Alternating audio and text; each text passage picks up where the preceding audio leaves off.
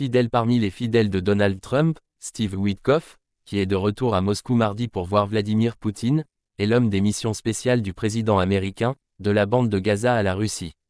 Mais à 68 ans, ce magnat de l'immobilier, milliardaire tout comme son patron, n'est pas sans susciter la polémique, ses détracteurs soupçonnant un certain penchant pro-russe.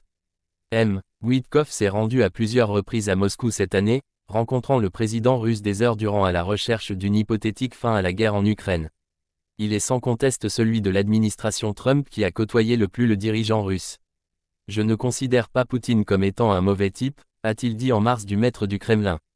C'est une situation compliquée, cette guerre, et tous les ingrédients qui y ont conduit, a-t-il poursuivi dans un podcast de l'animateur conservateur Tucker Carlson. Plus récemment, l'émissaire américain s'est retrouvé sur la sellette, après la révélation par l'agence Bloomberg d'une conversation téléphonique dans laquelle il donne des conseils aux conseillers de Vladimir Poutine sur la manière de présenter au président américain un plan de règlement du conflit en Ukraine. Cet échange entre M. Witkoff et Yuri Ushakov, conseiller diplomatique du président russe, a eu lieu le 14 octobre. Les deux conseillers de l'ombre évoquent un futur projet de règlement du conflit, inspiré de celui annoncé pour mettre fin à la guerre à Gaza.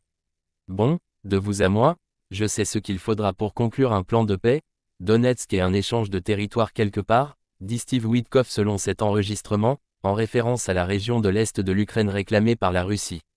Or, ce projet, amendé depuis, a été largement perçu comme étant très favorable à la Russie. Le président Trump, qui n'a que des louanges pour son conseiller, a balayé les soupçons de connivence, soulignant que cela n'était autre que une technique standard de négociation.